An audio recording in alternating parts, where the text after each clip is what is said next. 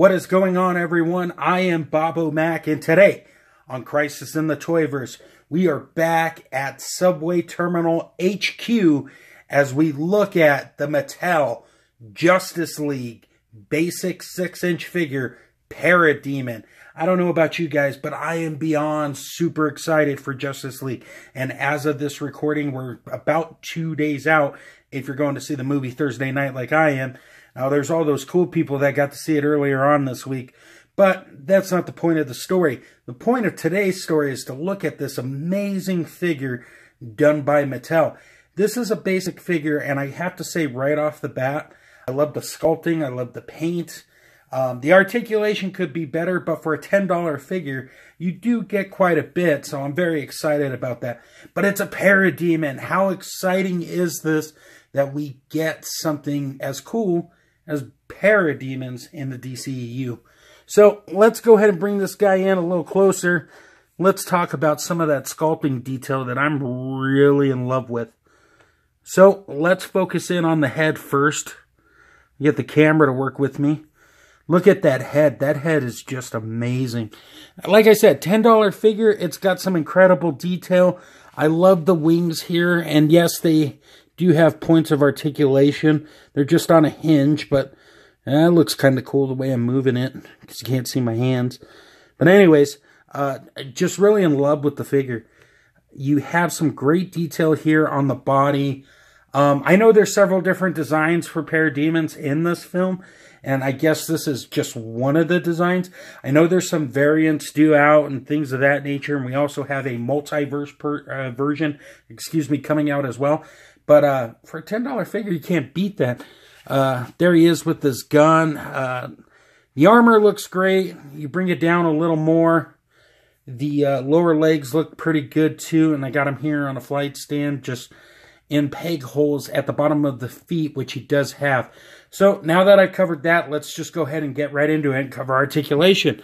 So plopping him off here and setting his weapon aside, what we get in terms of the head, if I can bring this down, in terms of the head can do a full rotation. It can look up a little bit. It can look down quite a bit. Because it's a ball peg, you get a little bit of side to side. The arms, the cool thing about this is that they place the armor on the bicep itself. So it looks really nice when it's folded up and it doesn't look too shabby down. But the arm can go up that much, can go down. If I move the wing out of the way, you can pretty much, let me just pop these off real quick, get it a full 360. It does have a hinge right here for the arm that allows it a good bend. It swivels out like that. Hand has a hinge. It goes up and down and swivels around. No ab crunch, unfortunately, but like I said, $10 figure. The legs do not have any articulation, but you do have a swivel at the waist. I just wanted to point that out. They can kick up and they can go back, which I guess is nice. Knee does bend that much. And no articulation in the foot, unfortunately. But once again, $10 figure. Now, I normally am very critical of Mattel, but in this case, I'm very satisfied with this purchase because it was $10 and can't beat a cheap army build that's going to look cool on your shelf. So anyways, guys, that covers articulation. Let's talk about, I guess it's 2 sets of accessories. Let's talk about the wings a little more, just so you can see them. There they are, painted and sculpted very nicely. Got some translucent type material here to give that wing effect. They peg right in the back, like so. They don't look too ugly, but like I said, $10 figure. Keep repeating myself. I feel like Don West. $10! Anyways, so that's one set of accessory. The other is his gun here. The camera will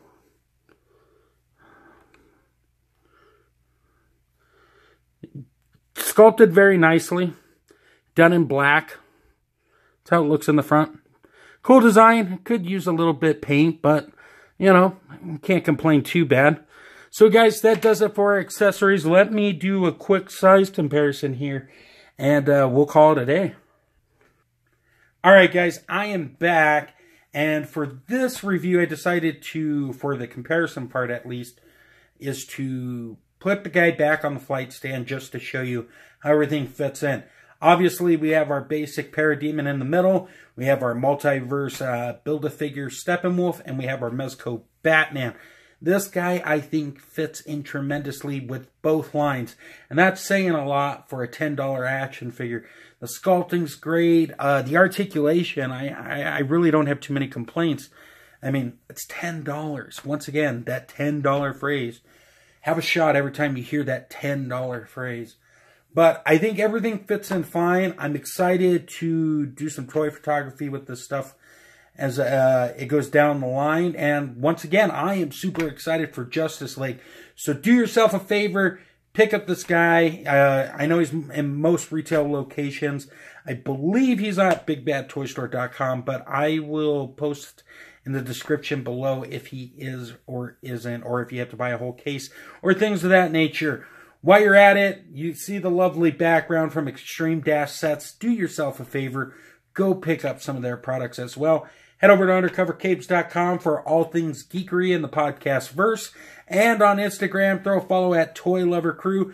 Search using the hashtag Toy Lover Crew and see what they got cooking up.